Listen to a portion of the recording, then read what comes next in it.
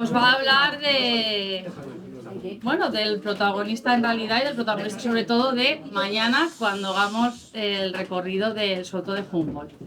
¿Vale? Entonces nada, os dejamos con él. No sé antes, el libro que habíamos elegido de él, que es los lugares secretos de los insectos, ¿vale? Tiene varios, también tiene la vida secreta de los insectos y la vida secreta de las arañas. Va todo de secretos, Seguro que alguno más. ¿Vale? Va todo de secretos. Bueno, es muy importante conocer los secretos. Claro. Sí, el de la vida secreta de los insectos. ¿Vale? Pues nada, os dejo con él. Bueno, pues sin más dilación, buenas tardes a todos vosotros. Permitirme que antes la imagen que veis en pantalla de Humboldt es una cortesía de Alberto, que me permitió incluirla aquí para la presentación, y también quiero agradecerles a él y a Félix que hayan pensado en este tema, que realmente debo confesaros que siento una especial debilidad por Humboldt. Bueno, pues sin más historias, paso a contaros algunas cosas de él.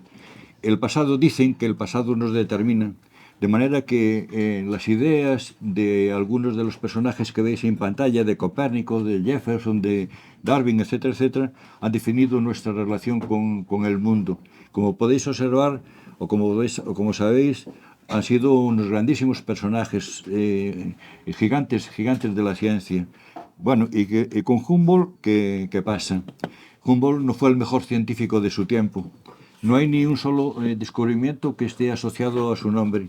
Y sin embargo, ya desde hace unos años, y después de unos casi 250 años de su fallecimiento, sigue mereciendo una grandísima cantidad de honores, de conmemoraciones, y continuamente se está hablando de él, y hoy es evidentemente una muestra.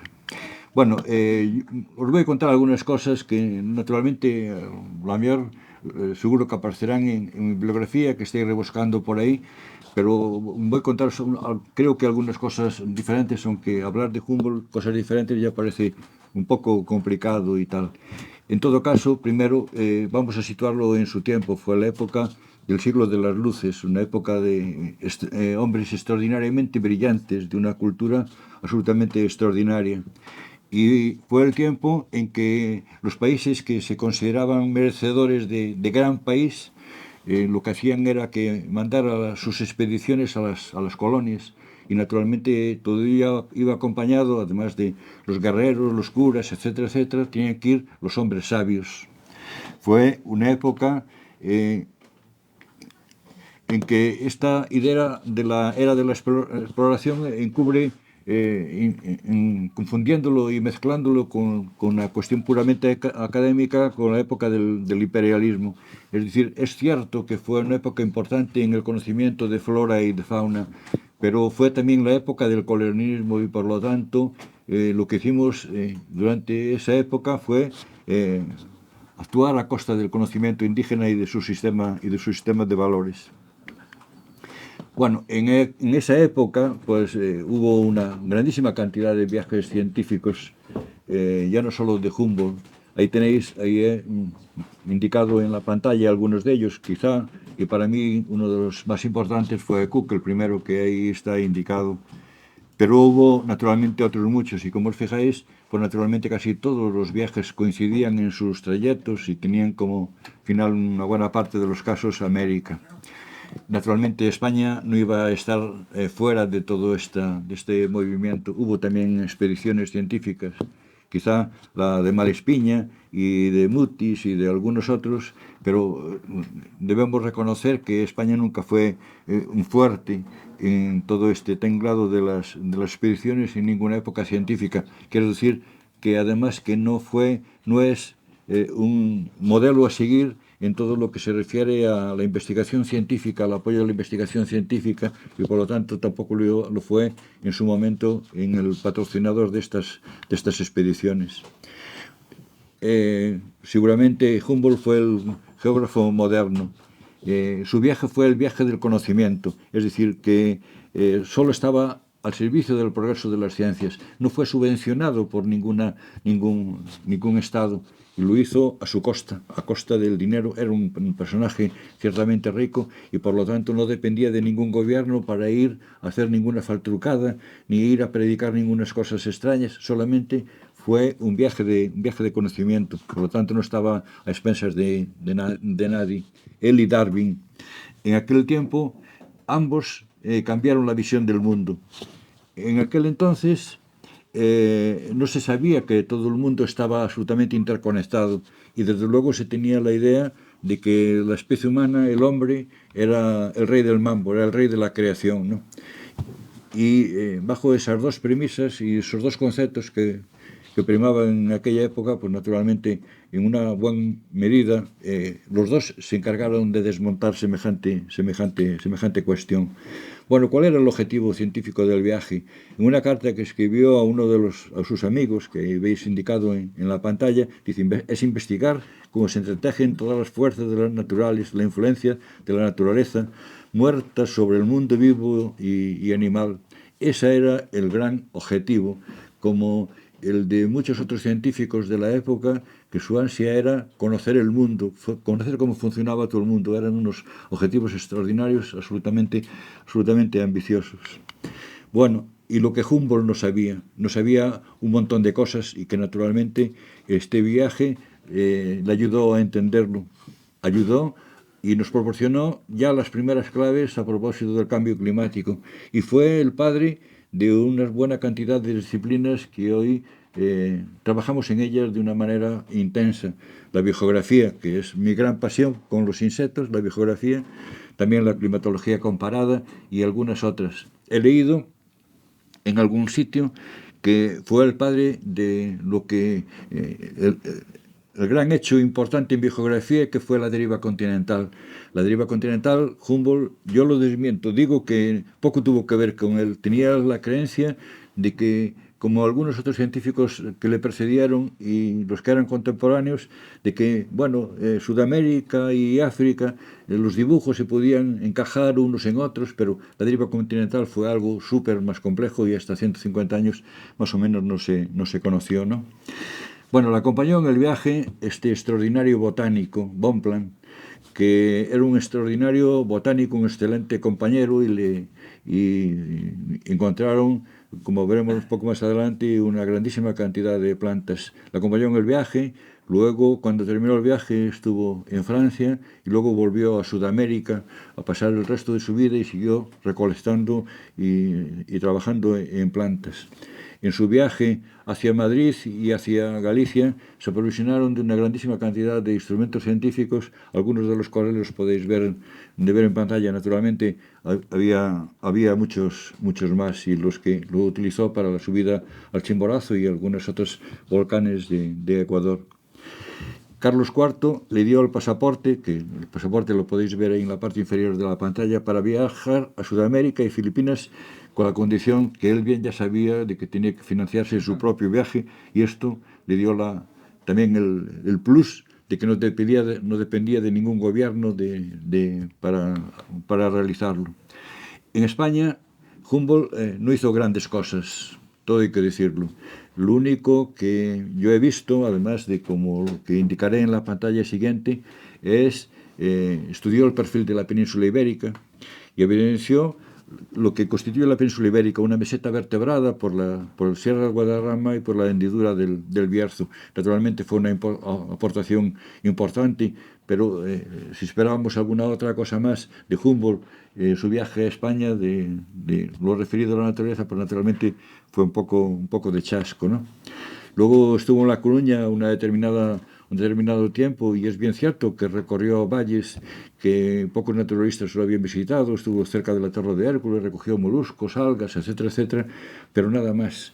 Y de la identificación de todo este material y fundamentalmente de las algas se ocupó esta persona que veis en pantalla, Camille Montaigne, que era un excelente algólogo y que identificó dichas plantas. No he visto en la bibliografía y consultado con colegas botánicos que se haya descubierto o que haya descrito o que se haya encontrado alguna especie de algas en las costas de Galicia.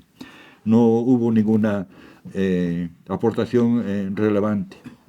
Bueno, el 5 de junio empieza su gran viaje, empieza su gran viaje en La Coruña a bordo de esa fragata, el Pizarro, esa fragata que lo va a conducir por Colombia, Ecuador, Perú, Cuba, México, en fin, por toda Sudamérica. Hizo algunos viajes más, ¿no? Mirad, aquí en la pantalla lo que podéis observar... Oye, voy un poco a prisa porque estoy aterrorizado que me saquen la tarjeta, ¿eh? Tranquilo porque están aquí. Ah, vale, tú, cárgate. Bueno, pues entonces me lo tomo con más calma. Y entonces me he permitido marcar en esos círculos que veis ahí algunos de los lugares en los que voy a incidir porque me parece lo más relevante de este viaje. Y claro que el viaje de Humboldt tuvo montones de aportaciones, montones, pero para el propósito de esta charla me he detenido o me voy a detener en esos lugares. En las Islas Canarias, en la cuenca del Orinoco y sobre todo en mi querido Ecuador. En la primera parada fue en la isla de Tenerife y ahí tuvo contacto con el vulcanismo, de tal manera que, bueno, luego veremos una pantalla y os diré lo que significaba un poco el vulcanismo para los científicos de la época, ¿no? Bueno, pues tuvo que subir al Teide. En el Teide, en fin, se quedaron un poco fascinados por si conocéis las Islas Canarias y si está por aquí el botánico, veréis, y a bichos, pues naturalmente pertenecen a la Macaronesia y por lo tanto la biodiversidad que existe en las Canarias, aun con puntos comunes con África y con el Mediterráneo, pues es absolutamente diferente. De manera que ahí en las Canarias centraron en gran medida su actividad y sobre todo referida a cuestiones del estudio de la flora, y una de las especies que describieron es la que veis ahí en pantalla, que es la violeta del Teide. Bueno, en el pico del Teide empezó a darse cuenta de un hecho importante que son los cinturones de vegetación existentes en el pico en el Teide. Y ahí fue un poco el nacimiento de lo que es la geobotánica. Todos estos cinturones de vegetación que hoy podéis ver representados en la figura, que obviamente están, por eso, el de cinturones y dispuestos a distinta altitud, por lo tanto, con unas diferencias de temperatura y otras variables ambientales que condicionan la disposición de la fauna en los diferentes niveles, y ahí empezó a darle vueltas al asunto. La infografía que veis ahí en la pantalla se refiere a las Islas Canarias, al pico del Teide.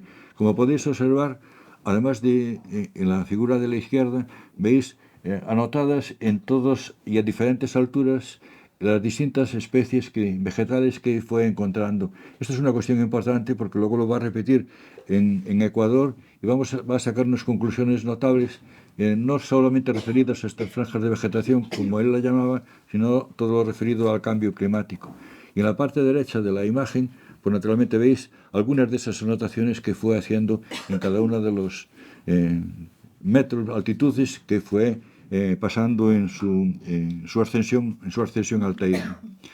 Bueno, llegó a América, los canarios se quejaron en su momento y todavía se quejan de que las Canarias, por su posición, por sus condiciones climáticas, por su biodiversidad, etcétera, etcétera, pudo haber aportado más cuestiones al estudio de las islas. Le pareció muy poquito su estancia allí, que solamente hubiese sacado esta infografía relativa a la vegetación. Bueno, a América, pues voy a indicaros, desde mi opinión, algunos de los aspectos más notables de su viaje por América. Ahí veis escrito la botánica, su gran pasión en Latinoamérica. Bueno, ciertamente, es decir, estamos hablando de biodiversidad, Y ahí, pues, los documentos y libros que he podido consultar hablan de un número variable de especies que ha podido recolectar. Ahí están anotadas, indicadas en la pantalla, 6.000 especies. Y he visto que en algunos documentos hablan hasta 60.000. Lo que es cierto es que duplicaron el número de ejemplares que iban cogiendo para mandarlos de una forma independiente a América, a los museos de Berlín y de París y algunos otros museos, para, pues, si había algún problema en cuanto a la pérdida de los mismos. 6.000 ejemplares, yo creo que debieron ser algunos más, pero no voy a andar discutiendo este asunto con nadie porque son los documentos con los que he encontrado. De todos ellos, pues una proporción importante, entre 1400 y 1500 de los que ahí se indican, eran nuevos para la ciencia. Es decir, que hizo una aportación importante para la ciencia. Y ahí algunas de las especies que fueron descritas, obviamente, unas poquitas para que se puedan ver. Y de todas ellas, pues también estudió la chinchona, que es un árbol de la que se extrae la quinina, que tiene propiedades medicinales, como bien sabéis, y sobre todo para el tratamiento de la malaria. Ahí dio la voz de alerta a propósito de que esta especie estaba en peligro de extinción por la extracción tan desmesurada que se hacía y por toda la demanda que tenía para tratar esta enfermedad. Es decir, ya seguramente de las primeras extinciones de las que se llama la atención es esta una de ellas. Bueno, describió especies fundamentalmente de vertebrados, de peces, etcétera, etcétera. Recogió insectos. De esto sí que no he encontrado ninguna constancia, y con lo cual me hace sentir un poco regular, porque no hay constancia del número de ejemplares ni tampoco de identificaciones que se hayan realizado. Es decir, que su paso por América desde un punto de vista entomológico pues realmente es censurable, por decirlo de alguna manera. En todo caso, están recogidos en algunos de los museos en los que os he indicado. Y ahora quiero enlazar esto con las estupendas cosas que nos contó mi buen amigo Félix por la mañana relacionado con Linneo. Os indicó un poco cuál era la concepción de Linneo y de sus coetáneos a propósito de las plantas. Eran una identificación, un conocimiento de las plantas desde un punto de vista de una materia estática. Humboldt le dio otro cariz, habló de las plantas en movimiento, para la cual no solamente se dedicó a estudiarlas, que también, y es cierto, lo hizo desde un punto de vista linneano, pero intentando comprenderlas desde sus contextos naturales y culturales. Lo cual quiere decir que, aunque en aquel entonces hablaban de causas remotas y de causas próximas, ellos se ajustan muy bien a lo que hoy conocemos como es la ecología, cuáles son las causas históricas y las ecológicas desde un punto de vista moderno. Es decir, que ya empezó a hablar, aunque en otros términos, de lo que hoy conocemos como ecología. Ya empezó a tomar toda una serie de datos que hacen los ecólogos cuando van a estudiar un determinado medio, miden absolutamente todo. Bueno, Humboldt también lo hacía, por lo tanto, fue el nacimiento de lo que es la ecología, y examinarla y estudiar la naturaleza desde otro punto de vista. Mirad en la pantalla.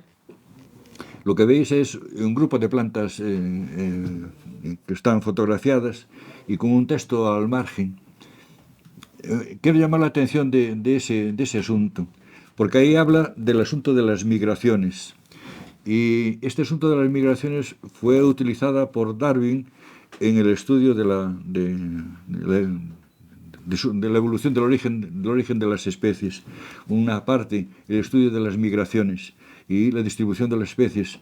Este asunto no es un asunto baladí, de tal manera que el tema de las migraciones, el tema de la dispersión de las especies, todavía lo hemos utilizado y lo estamos utilizando hoy en los textos de biografía, y yo así lo he enseñado durante bastante tiempo, las teorías dispersalistas. Pero estas teorías proceden de cosas que le ha contado Humboldt, como en alguna ocasión que le estaba contando de que había en Siberia un río y a ambos lados del río especies diferentes. Humboldt no sabía por qué eso sucedía.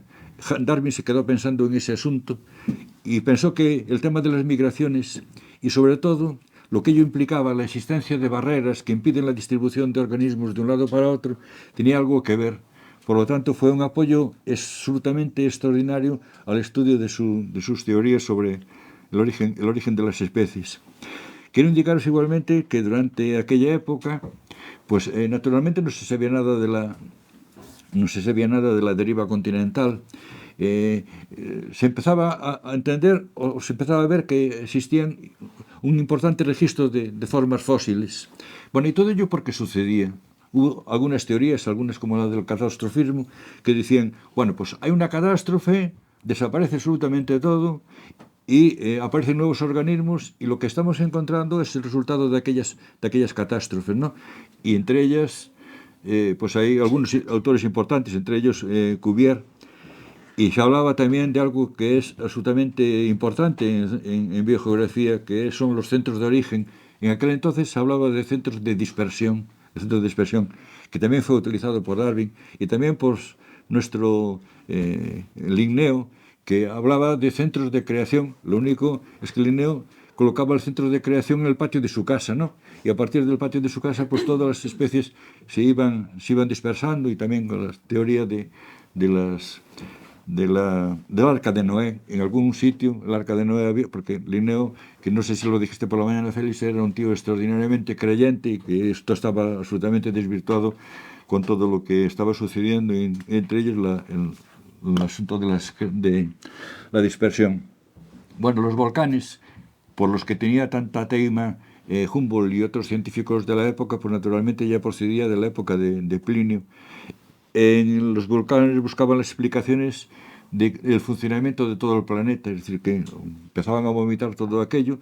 Estábamos en la época en que se hablaba de los cataclismos que se daban origen a nuevas creaciones, del creacionismo, y por lo tanto los volcanes eran un elemento importante a estudiar, porque seguramente explicaban montones de cosas a propósito de las especies que estaban sobre la superficie de la Tierra. Bueno, Humboldt llegó a Ecuador, y en Ecuador, bueno, antes a otros sitios, pero quiero hablar de este asunto, me lo vais a permitir. En la avenida de los volcanes, todos estos volcanes que están sobre el antiplano ecuatoriano, están todos estos volcanes alineados de sur a norte. Los exploró todos, subió a todos, y según él emergen de profundas grietas de la corteza terrestre, y que ese empuje contribuye a la formación de las cordilleras. ¿Cómo no? Este hombre se atrevió a subir a todos ellos. Y entonces, al pie del Chimborazo, del que siempre se habla, al pie del Chimborazo, pues vio pues esas franjas diferentes de vegetación, franjas que, aunque con otras especies, se correspondían con montañas que él ya había estado en Europa, en Austria, en los Alpes, en Letonia, en fin, en montones de otros sitios. Entonces vio que existía, pues eso, prácticamente un montón de especies que eran muy similares y que se distribuían de una forma muy similar, como luego lo veremos en alguna de las infografías, en altitud a lo que él ya había visto en Europa. Bueno, este personaje era un personaje absolutamente enciclopédico, cosa que veía, la recordaba para siempre, y discusiones y conversaciones que había tenido con colegas de detalles que le importaban, lo recordaba para siempre. Esta infografía que veis, que es del Chimborazo, es lo que se llama Naturgemal, que es una pintura de la naturaleza, y trata de indicar, seguramente de una forma tan absolutamente extraordinaria, y por eso se le llama así, pues todo lo que veí, todo lo que vio, y todo lo que se puede ver quizá en el Chimborazo, la disposición de todas las plantas en función de la altura, y al margen, como podéis observar, están todos los detalles a propósito de factores bióticos y de factores abióticos, de temperatura, humedad, presión atmosférica, todos esos detalles. Por lo tanto, lo que nos está proporcionando son los factores que condicionan la distribución de un montón de especies. Por lo tanto, lo que nos está hablando de ecología. Por lo tanto, no está hablando de ecología. Por lo tanto, podemos considerar que es el padre de la ecología. Esta infografía, que se refiere naturalmente a esa y a otras montañas, fue una auténtica revolución en el siglo XIX. Y por una razón, porque alguien, y por primera vez, había conectado todos los sectores de la naturaleza. Por lo tanto, lo que nos estaba proporcionando es una idea de lo que es un ecosistema, la idea de lo que es un ecosistema, con lo que todo ello significa. Nuestros ecólogos, nuestros colegas, siguen trabajando en los ecosistemas. Todavía siguen sacando montones de datos a ver si uno u otro nos da explicaciones por qué una especie está en un sitio u otro y por qué funciona de una manera o de otra. Él fue el padre de todo esto. Bueno, por lo tanto, la ecogeografía también, que está relacionada con ello, nos está explicando la conexión que existe entre un ambiente biótico y un abiótico. Nos está indicando la distribución de los cinturones de vegetación en función de todos los factores abióticos y también en función de los factores bióticos. Por lo tanto, la ecogeografía, que luego tuvo un desarrollo extraordinario en la biogeografía, que ahora estamos estudiando, que estamos explicando, y que fue el precursor, fue el gigante que dio a otro gigante las armas para estudiar la ecogeografía, como fue Candolle, que fue un padre de la ecogeografía.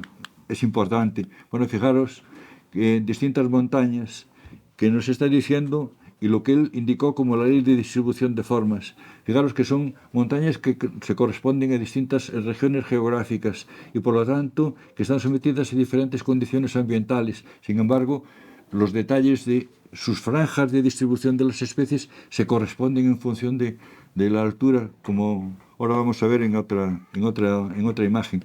Bueno, ahí podéis ver 3 dibujos con iguales características en cuanto a de esas franjas de vegetación, pero se corresponden con una zona de la zona tropical a la izquierda, una zona templada en el medio, una zona fría a la izquierda. Por lo tanto, lo que nos está diciendo es que existen esos cinturones de vegetación que pueden ser mayores o menores porque estamos en latitudes diferentes y por lo tanto algún tipo de vegetación no existe. Hasta que era posible, hasta hace unos par de años yo le explicaba y les enseñaba a mis alumnos semejante imagen que veis en la figura. Es decir, en la figura de la izquierda se ve desde la base, desde un bosque tropical hasta arriba de todo en una montaña, que se van viendo esos cinturones de vegetación. Pero es que esos cinturones de vegetación se pueden observar desde el Ecuador hasta los polos, como se puede ver en el gráfico en la parte inferior, y de igual manera se puede ver en la parte derecha de la imagen. Es decir, que esas franjas de distribución pues naturalmente están dependiendo de factores tanto bióticos como abióticos, temperatura, presión atmosférica, altitud, etcétera, etcétera. De tal manera que nosotros estamos en una zona templada. Estamos en un bosque templado. Pero si nos bajamos hacia abajo, hacia el Ecuador, tenemos mayor temperatura. Por lo tanto, y una diferente pluviosidad. Por lo tanto, podemos pasar de un bosque tropical que se corresponde a la parte derecha, y si tenemos menos temperatura, a otro tipo de bosque tropical, a una sabana, y hasta llegar hasta el desierto. Y estos cinturones de vegetación pues fueron extraordinariamente explicitados por Humboldt y sirvió para que otros autores pues naturalmente se utilizaran ello y dieron mayor sentido y mayor profundidad a todo lo que es la ecobiogeografía. Fue el padre de la climatología, y aquí, con una cierta seguridad, le voy a producir un cierto desengaño. Fue el primer ambientalista que habló por primera vez del cambio climático y de lo que es de abusar de la naturaleza. Bueno, sabemos que Humboldt subió a los volcanes ecuatorianos. Siempre se habla del Chimborazo, Bueno, pues hace unos pocos años un grupo de científicos, de botánicos, subieron al Chimborazo y a algunos otros volcanes para saber por dónde había ido Humboldt y tratar de localizar las plantas en los mismos lugares en los que él lo había dicho. Bueno, se llevaron una primera sorpresa, y es que los datos que tenemos de Humboldt, y que siempre se hablaba de Humboldt, de que en el Chimborazo tuvo esa serie de datos, la realidad es que se corresponden exactamente con el Antisana, con otro volcán. Por eso a esto le llamo un trabajo impreciso pero valioso. Pero lo curioso del asunto es que en ningún lugar yo he visto que Humboldt diga esto se corresponde y estos datos con el Chimborazo, y estos datos con el Antisana, y estos datos con el Cotopaxi. No.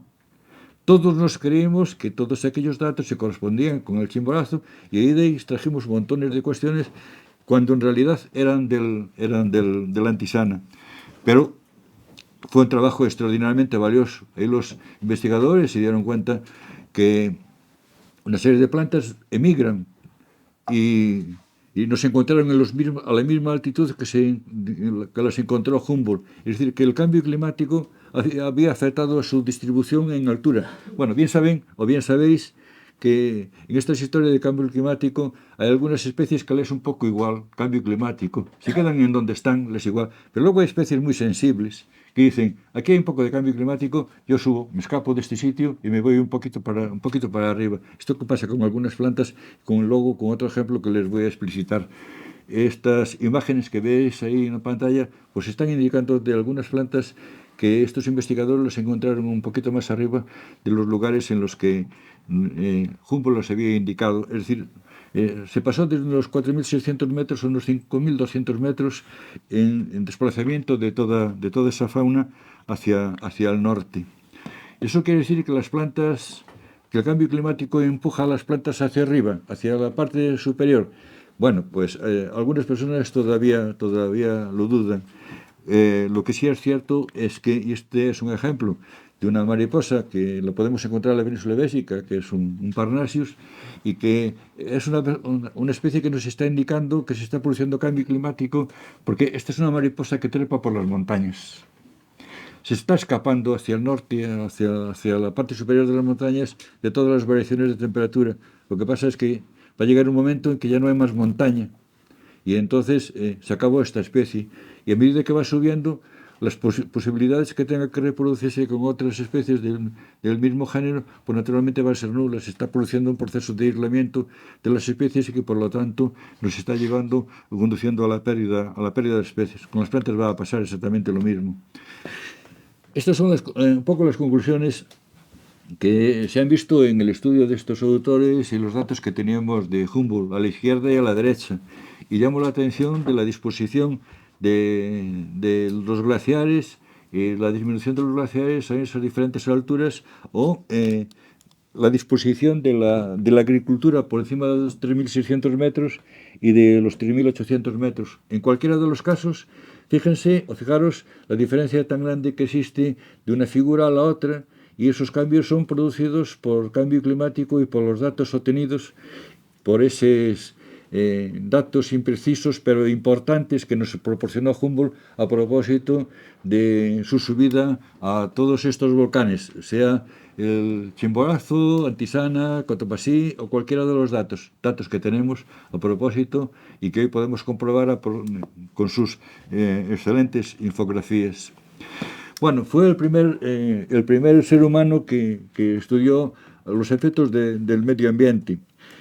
En uno de los viajes, y fundamentalmente a toda la región del Orinoco, hay un afluente del Orinoco que termina en un lago, el lago que ahí pueden ustedes ver en la pantalla, y ahí se paró en el lago Valencia. Y en el lago Valencia sus habitantes le dijeron, los nativos le dijeron que las aguas estaban bajando de una forma importante, y este lago no tiene ninguna conexión con el mar. Estaban bajando de una forma importante. Naturalmente él se dedicó a estudiar todos estos asuntos y obtuvo la conclusión que toda la deforestación que se estaba produciendo a todo alrededor estaba provocando un descenso del nivel de las aguas.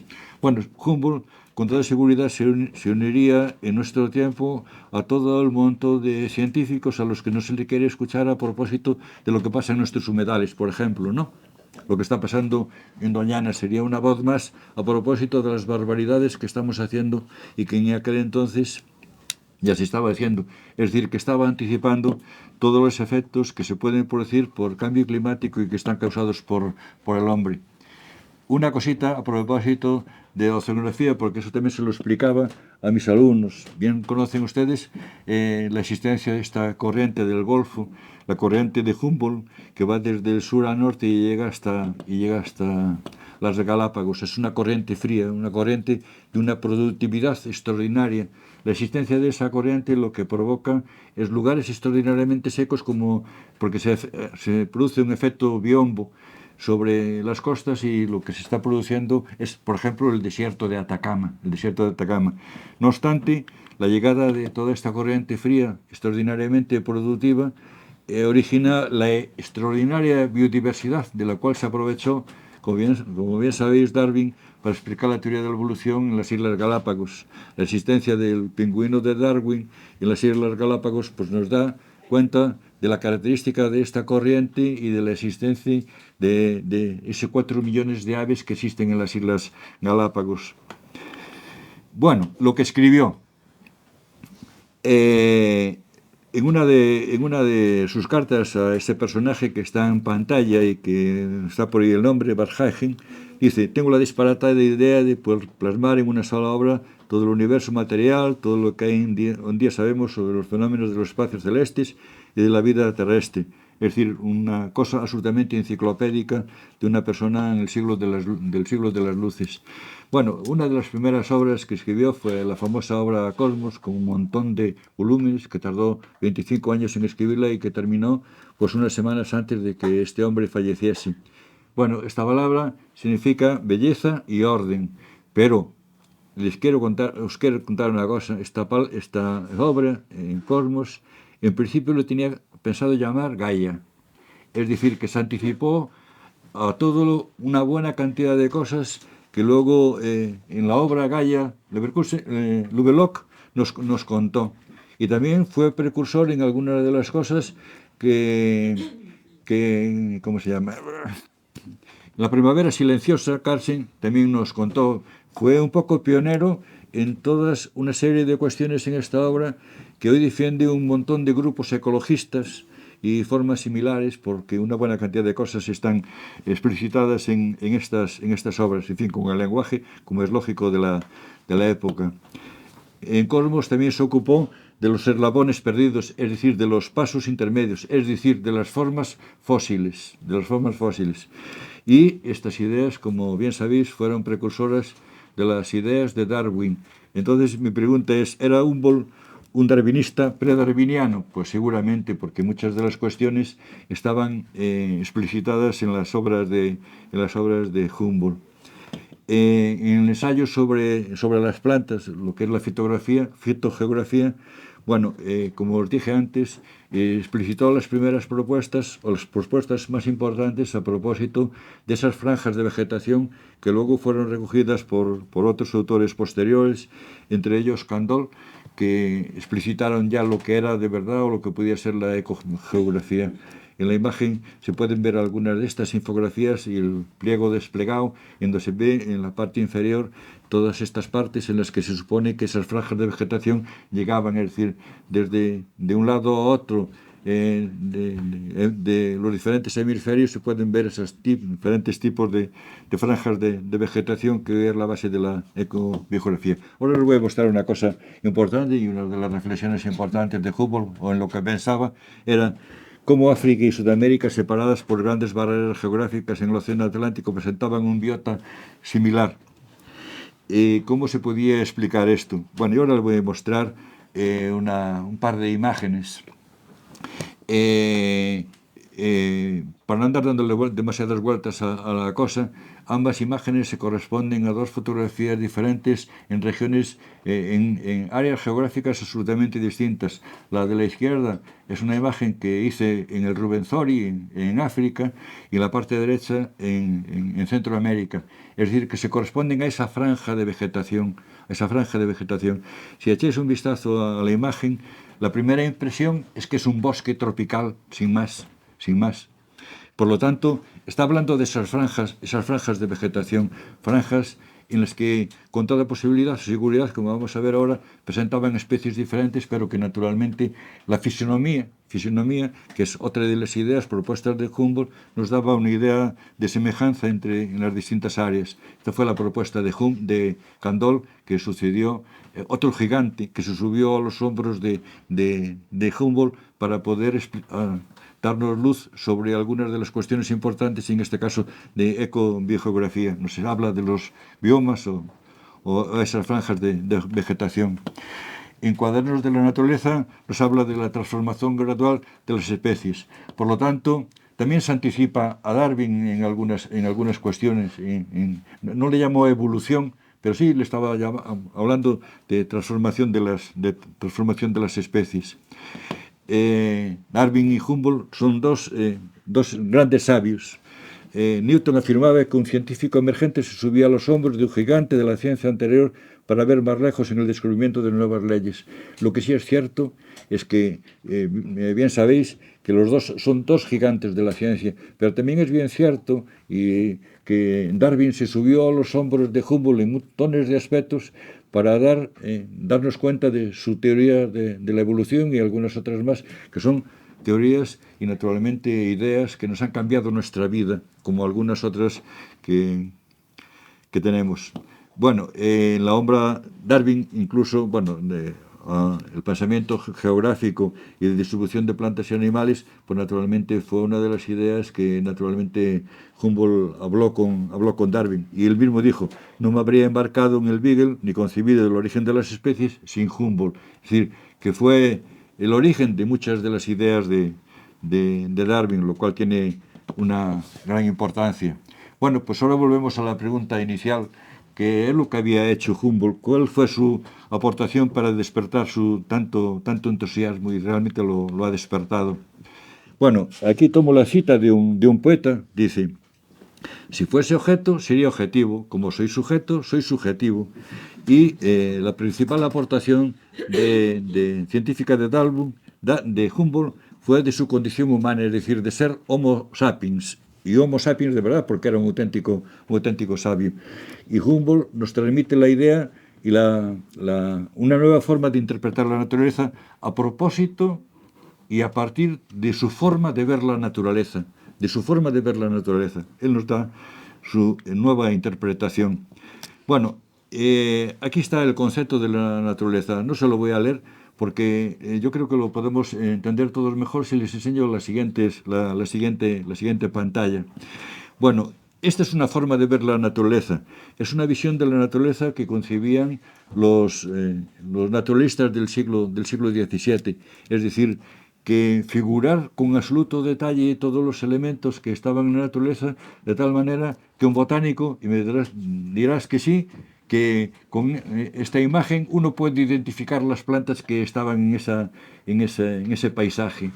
Bueno, es una forma de identificarla, Humboldt nos proporciona otra, nos proporciona esta, en que la primera visión que tenemos de un paisaje es de una determinada manera. Cuando nosotros vemos un bosque, no pensamos en las plantas que existen, pensamos que hay un bosque con árboles, con un determinado tipo de vegetación, en los que puede haber posiblemente setas. Nos da esa impresión inicial de fisonomía, de interpretación de la naturaleza. Luego, naturalmente, bueno, y estas son las mismas imágenes en diferentes sitios, o en los mismos sitios de África, en el Rubenzori y en Centroamérica. Esto se le llama fisionomía. Es un carácter de la vegetación, que es una forma de definir las plantas. Naturalmente, Humboldt no arremete contra todo el estudio descriptivo de las plantas. Y es cierto que utiliza la sistemática linneana. La utiliza en el sentido que antes os indiqué desde un punto de vista ecológico, es decir, causas por las cuales estaba ahí esa planta o deja de estar, causas próximas y causas remotas, que es lo que hoy, como os dije antes, se utiliza en ecología. Por lo tanto, Humboldt considera que ambas perspectivas, la que él considera la de fisionomía, de observar, tener esa perspectiva del ambiente y utilizar la sistemática lineal, son absolutamente compatibles y que seguramente deben hacernos. Nos da otra visión del tema. Por lo tanto, Humboldt distingue 15 formas de vegetación, las palmeras, las lianas, las castorianas, etcétera, etcétera, y también una serie de regiones naturales. No voy a insistir demasiado en el tema porque yo creo que ya se ha entendido la idea de Humboldt en tal aspecto y os quiero contar otras cosas. Mide la naturaleza.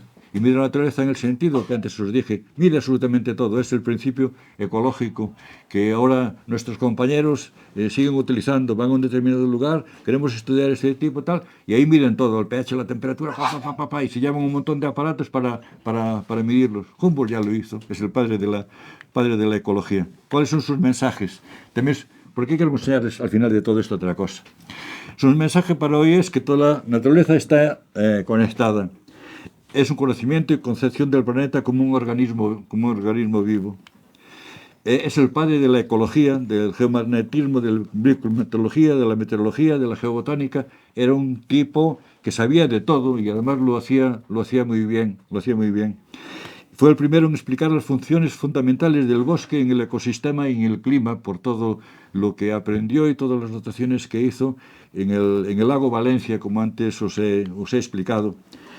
Y la naturaleza está en constante interacción, es decir, que con él se inicia el estudio científico del medio ambiente. Y su práctica científica desarrolló un programa de claro contenido ecológico. Humboldt no estaba apartado de su tiempo y consideraba que la ciencia era un reflejo importante del movimiento, de la época cultural en que se encontraba y que por lo tanto debía ser un motor importante para el desarrollo de la sociedad. Para el desarrollo de la sociedad. Humboldt, si me lo permitís, seguramente podría ser algo así, salvando las distancias. Bueno, reunía en sus conferencias a más de 1000 personas, una cosa absolutamente extraordinaria. Podía ser el Cousteau de su tiempo, que Cousteau cambió de ver las cosas, bueno, y nos llenó, Félix, las facultades de gente que querían estudiar el medio marino, igual que Rodríguez de la Fuente, ¿no?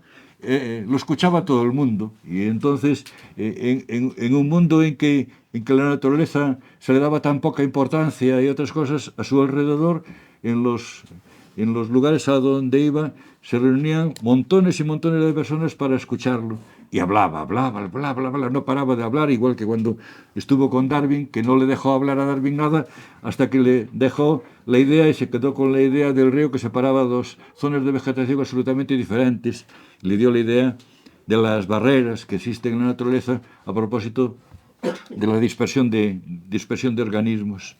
Bueno, propuso una nueva alternativa para estudiar la naturaleza y adentrarse en su complejidad, y esto suscitó montones de inspiraciones, y cuando hablo de inspiraciones es de seguidores, de importantes seguidores que cambiaron también nuestro tiempo.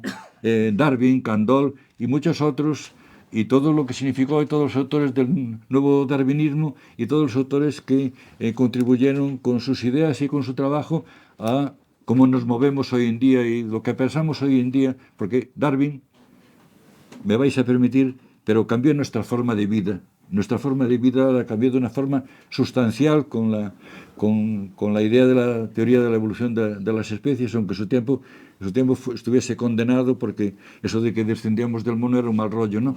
Pero nos metió la idea importante en el cuerpo de que eso también tuvo importancia, Humboldt, de que somos una especie más, y seríamos muy tontos si no conservamos todo lo que tenemos, ¿no?, para poder subsistir en este sitio. Bueno, un minúsculo homenaje, que es a donde también quería llegar. Cuando me hablaron de Alberto fundamentalmente, de que iba a hablar una cosa de Humboldt, estaba teniendo la oportunidad de estudiar unos bichos en las Canarias.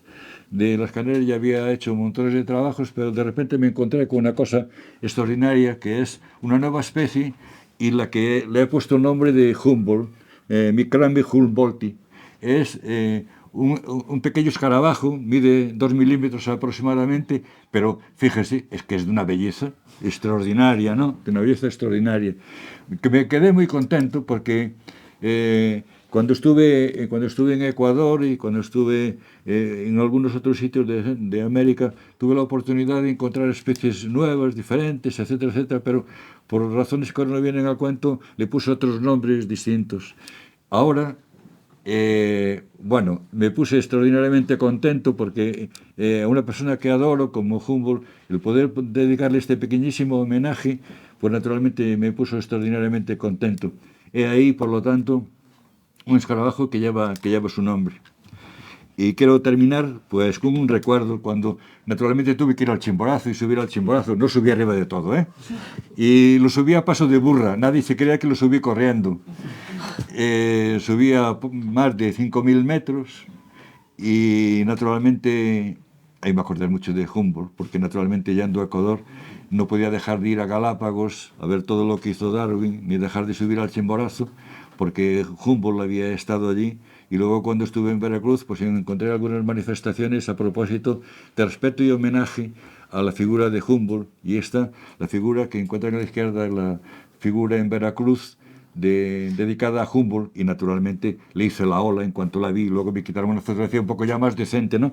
Pero es mi pequeño recuerdo a este grandísimo autor que ha hecho montones de cosas a propósito de concepciones diferentes, a propósito de cómo nosotros podemos ver la naturaleza, de cómo debemos respetarla, de cómo debemos conservarla, de preservar todo lo que es la biodiversidad, porque es nuestro sustento, ¿no? Nuestro sustento, la forma de que podemos seguir evolucionando todo dentro de este maravilloso mundo que es la Tierra, ¿no? Bueno, muchas gracias. Ya termino con el rollo.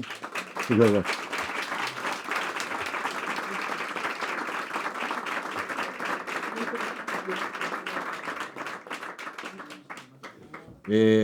responderé al... No, breve, recordar. Breve, Félix. Si voy yo, no, pero voy a hablar. Tú tuviste tu momento. Y ahora le devuelvo la pelota. No, habréis podido comprobar que el profesor José Carlos Otero es dignísimo merecedor de lo que pone en su primera diapositiva. Es profesor ad honorem en la Facultad de Biología de la Universidad de Santiago y creo que lo merece. Y que hay gente que con el paso del tiempo no pierde, sino que gana, y que hay gente que nunca merecerá separarse de su actividad. Y creo que es tu caso. Nos has dado una lección y, bueno, pues al final de crack a crack. Es obviamente un amigo, como él dijo por la mañana, y ya está, no hay nada más que decir. Pero también quería entiendo que es cuestión de falta de tiempo, pero has nombrado esa interrelación que hay entre todos estos grandes personajes de los siglos XVIII, XIX, pues eso, Darwin, Linneo, salía por ahí Félix de Azara, sale Malaspina, Humboldt, por supuesto. Y fíjate, yo he echado de menos a Bolívar, no a Don Cándido, sino al otro Bolívar, al Libertador, porque Humboldt es un hombre de su tiempo y al mismo tiempo que no hizo ciencia, porque no era ciencia, era naturalismo entendido en el concepto del momento, lo que este hombre hacía. Además fue un excelente desestabilizador de soberanías, fue el potenciador de los desequilibrios o de la independencia de numerosos países iberoamericanos o latinoamericanos. Y eso influye también mucho en nuestro concepto actual de Humboldt, de la ciencia de aquellos momentos y de la política de aquellos momentos. Quiero decir, Humboldt, además de todo lo que hizo, fue un personaje integral. Ese sí que era un crack. El que no había nada en aquellos momentos, pero no digo de ciencia en general, que no pasara por la opinión de Alexander.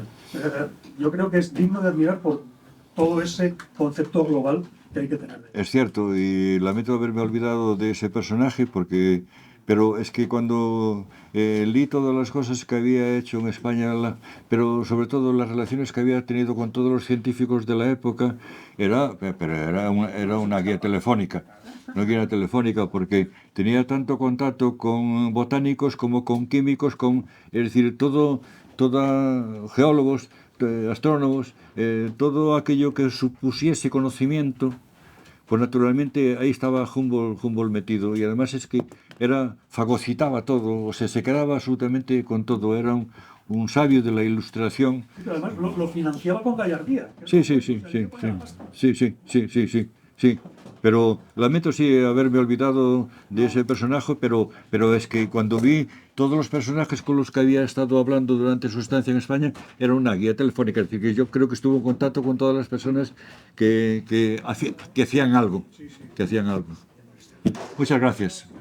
Quiero añadir algo de contraste respecto a lo que decía Félix, y es lo que publica Humboldt en el ensayo político sobre el reino de la Nueva España. También, sí. Al hilo de cómo considera él el nivel de vida que hay en la Nueva España, México actual, de los mineros y de los campesinos. Sí.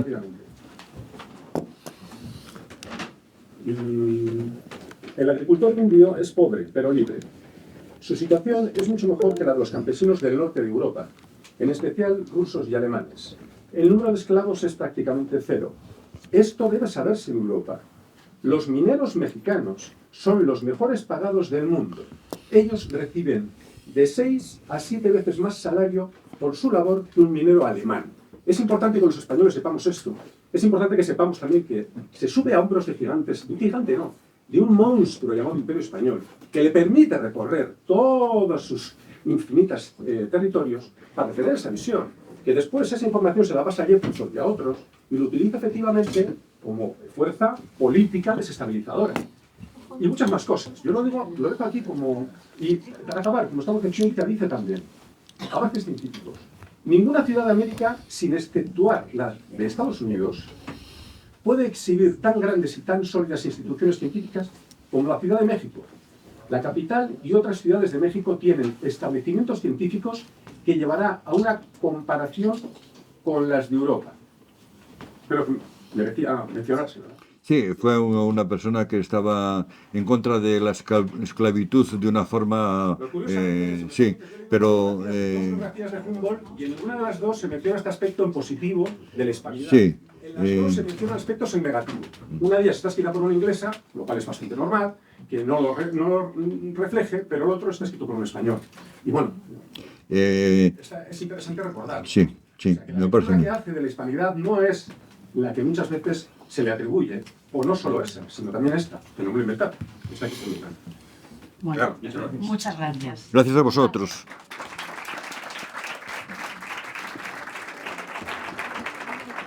En cuanto saca la tarjeta roja, te toca firmar.